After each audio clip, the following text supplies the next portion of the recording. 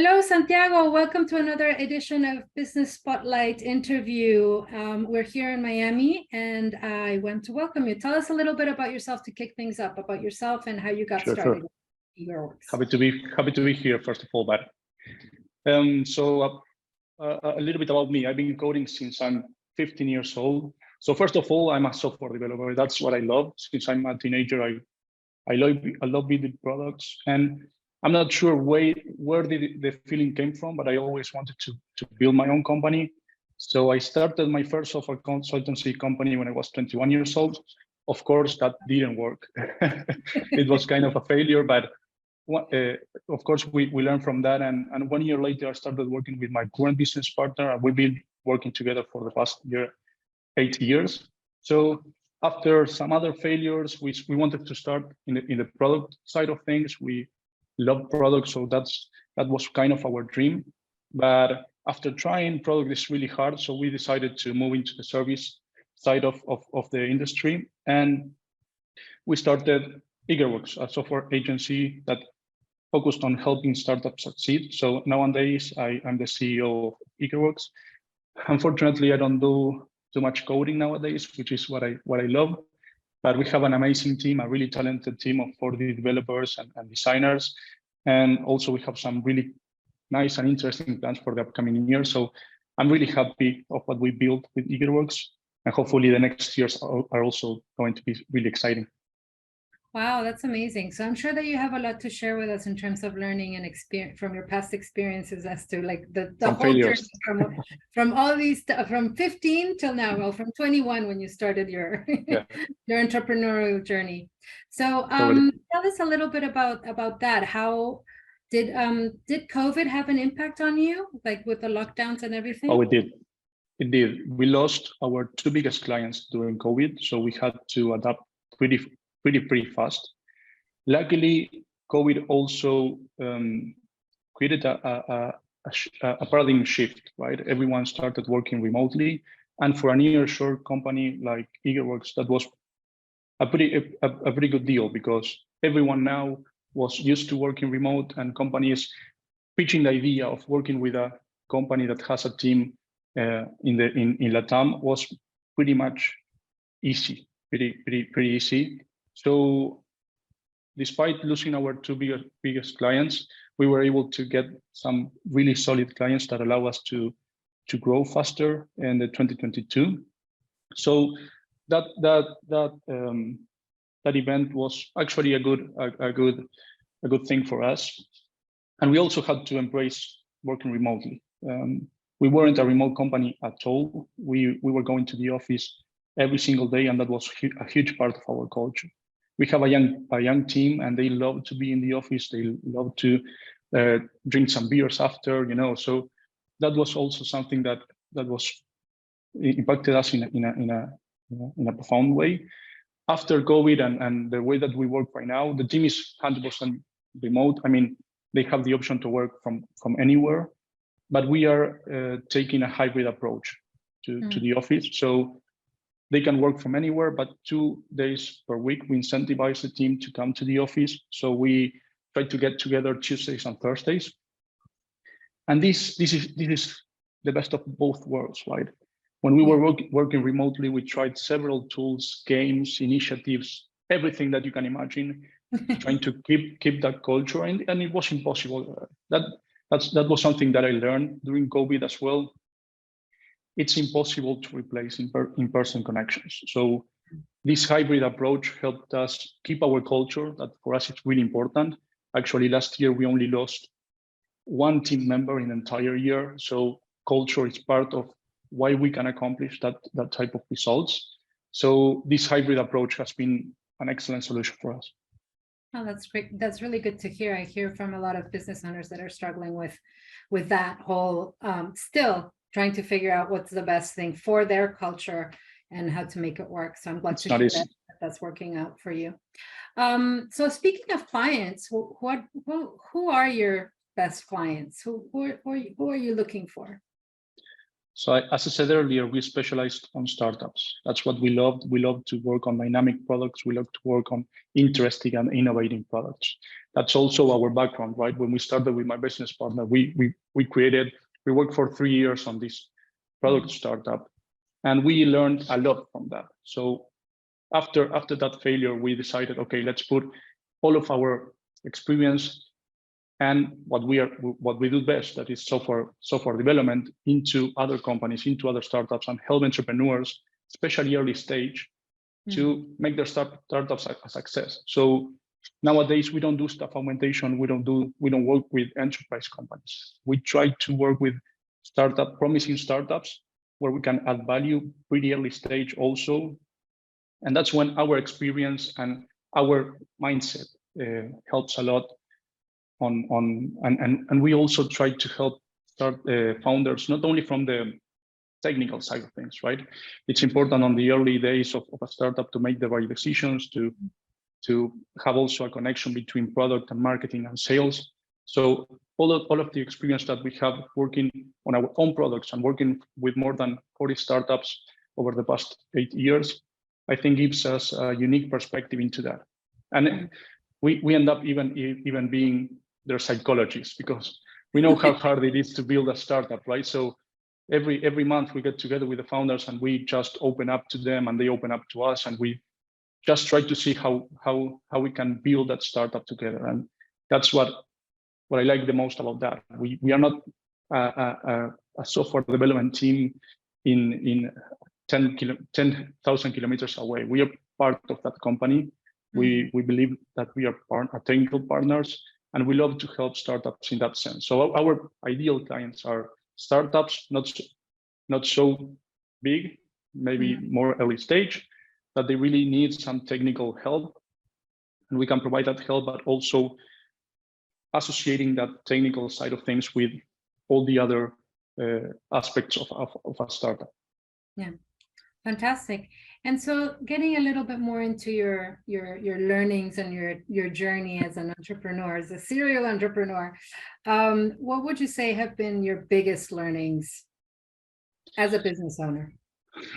That's an interesting one. I think there are two things. One is it's really hard. If you want to start a business, if you want to start a startup, especially, you need to find a good mentor. You need to find people on the same role as you are, so you can connect, you can share problems, you can share experience. That for me was critical. For the past year and a half, I've been working with this amazing mentor, and that was really helpful for me. And the other thing is you need to trust yourself. And that's, I think, the most important thing when you're starting a business. Trust in your gut, trust in your instincts, trust that you are good at it, trust that you have the skills for it. Maybe you don't have those. When I was 21 and I was starting my first business, clearly I didn't know anything, but it's important to believe in yourself. If you don't believe in yourself and you don't have trust in what you're doing, it will be impossible to build something nice. Yeah. So you mentioned having a mentor. Who would that be, and why was he so instrumental for you? For the past year and a half, we've been working with Chad Paitel. It's the CEO of Thoughtbot. Thoughtbot is, for me at least, is one of the top 3 Ruby on Rails agencies on the US. They are amazing at what they do. They have a really nice team. They care about diversity. They care about culture. So for me, it was kind of a role model as a company and as a person. And we've been getting together every month, twice per month for the past year and a half. And that for me, it was awesome. No, because these mentors should be people that are 2, 3, 4 steps ahead of you, right? So they already been through whatever you are going through on your company, and they can give you a lot of insight into what's going on. So for me, it was an amazing experience. And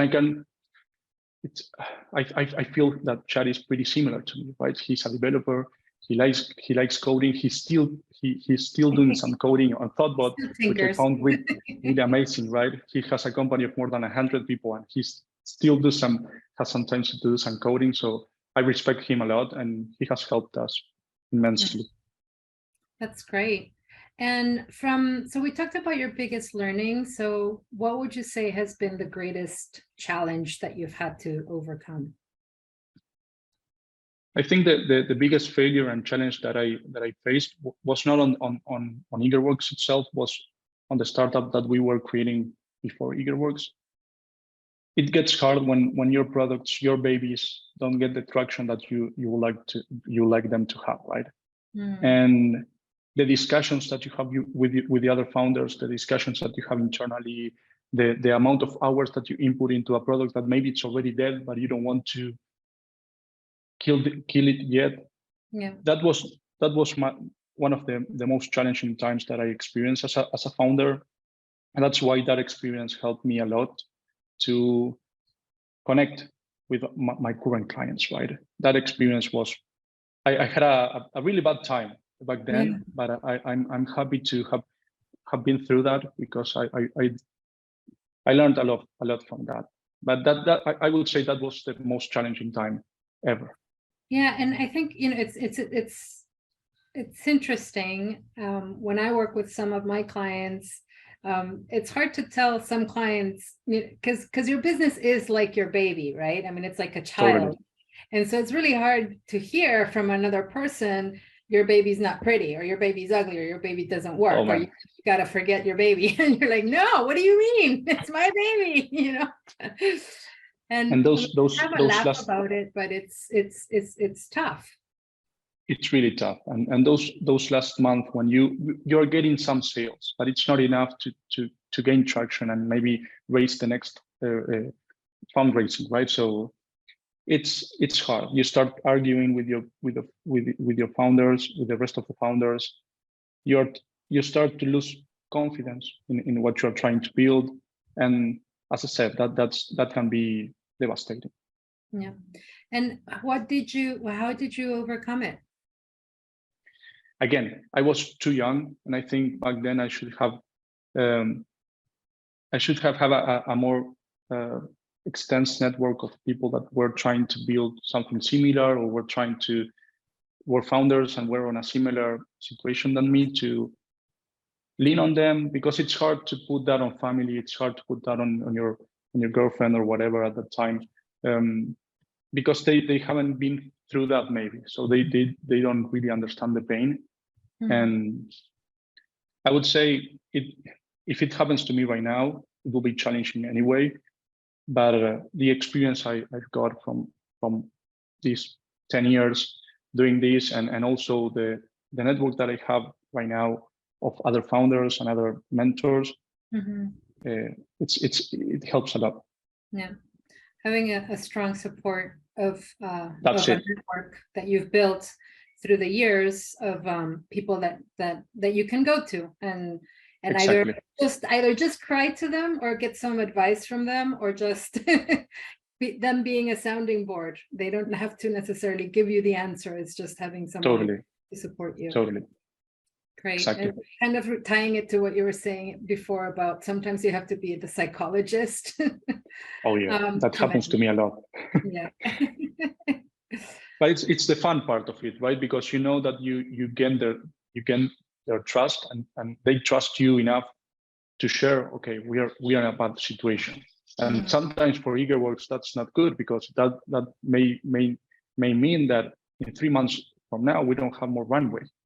So gaining that trust and being able to share with that level of confidence, I think it's great. And we help each other. So that's a critical and really nice part of my role.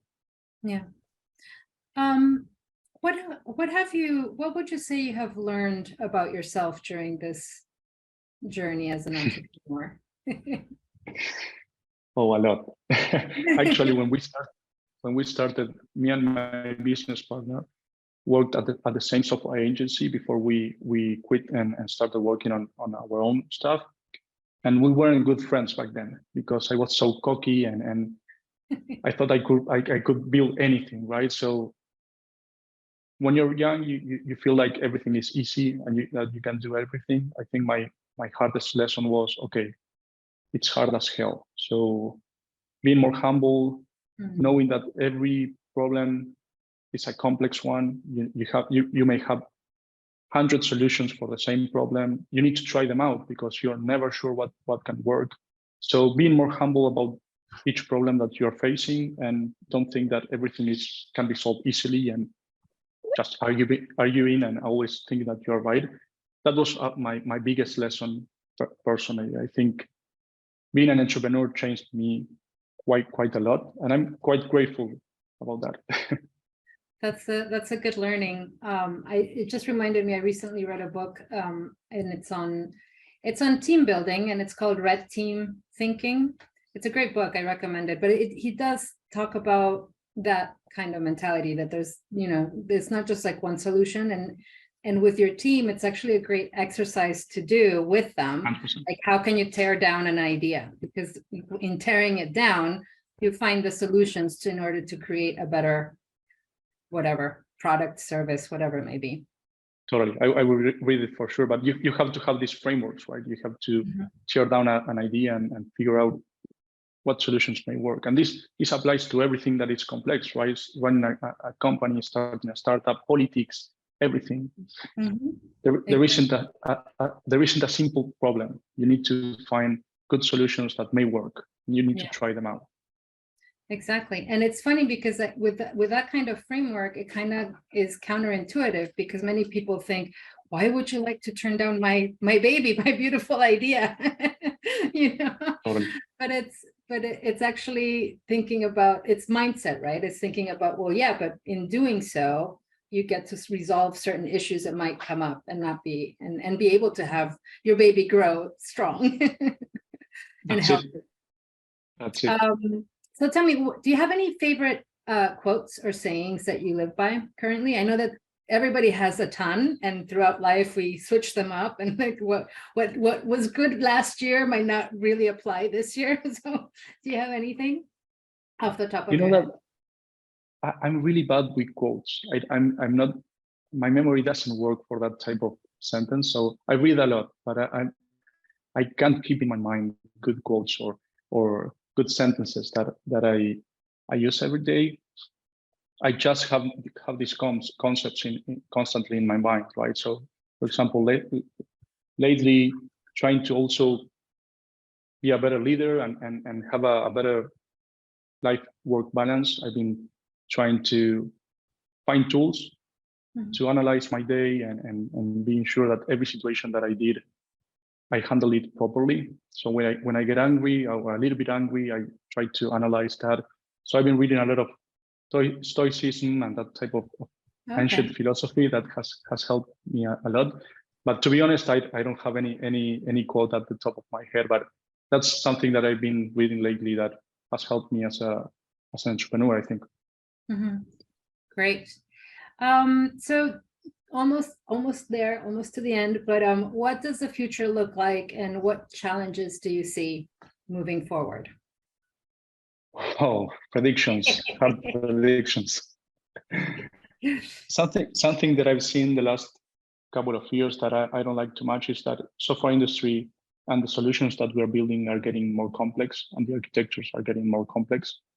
I'm a developer, so I love my technical side of things, and I hope in the following years we go back to simpler tools that promote velocity, that allows us to build products for startups pretty quickly, and don't have these massive complex structures that need 100-man team, 100-people team to manage them. So I'm really looking forward in the next years for the software community. That's something beautiful about the software industry, right? It's constantly evolving. It's like a natural selection. It's every open source project, it dies or a new one starts every day. So we are constantly improving our tools. But in some aspects of the software development, we are still in early stages. So I hope in the following years that we implement and standardize good tools that allow us to build product fast. At least for startups, that's really critical, so we can learn as fast as possible. Also, I'm seeing that a lot of people are coming from other industries to study computer science or development skills. I like that a lot. I think we need more development power on our side. And also, I think people are starting to realize that software development is not the industry is not being spending 24/7 in a computer, right? There are other areas, there are a ton of works. You can be related to healthcare, you can be related to any sector that you like. So especially in countries like Uruguay, where I have most of my team, that we are a little bit more traditional. Most people study law school or med school. I'm seeing a nice tendency for people to open up their eyes to this beautiful industry. And I also hope this migration from other industries will help these more traditional industries to get better, to treat their employees better, to have more perks and being nicer to the people that work on those sectors. So that's something that I'm already seeing, and I think it will gain velocity on the following years. And then AI, right? We can speak about the future right now without talking about ChatGPT 3. It's like the buzzword, exactly. But I think everyone should be already using ChatGPT 3, especially developers, as in their toolkit. So it's a must nowadays, and it's moving so fast. So who knows where we're going to be in the next 5 years? What I'm sure is that we will still have jobs. It's not like they will replace us all, but it'll be a nice tool for us to have, and will increase our velocity, and will make better software if we start using this type of tools. So that's kind of my predictions, I would say. Excellent, very interesting. Almost there. What would you say to an 18-year-old version of yourself? What advice would you give yourself if you were? You did the time travel and you saw yourself, you're like, listen, whatever you do. You know, I told you that I was a little bit cocky and I was hard to handle maybe when I was younger, but I don't regret that anyway, because that trust in myself also allowed me to build what I had at an early age. So maybe I will go back and tell that guy, hey, be a little bit more humble, but don't lose that trust in yourself, because as I said before, that's what you need as an entrepreneur, as a business owner, to keep going, right? Sometimes it's hard and you need to believe in yourself. So I will tell him, hey, be a little bit more humble. Please consider all options. Exactly. But please keep going, that you're going in the right direction. That's good. That's great advice.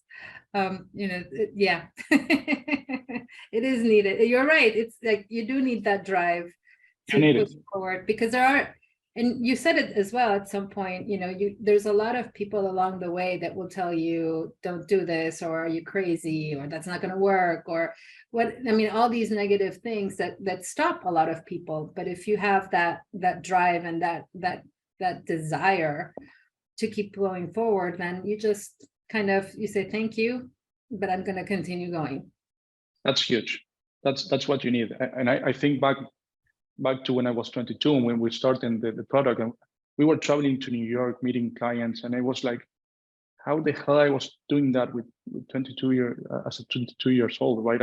I think back then, and it's crazy. So I really appreciate that trust that I had on myself.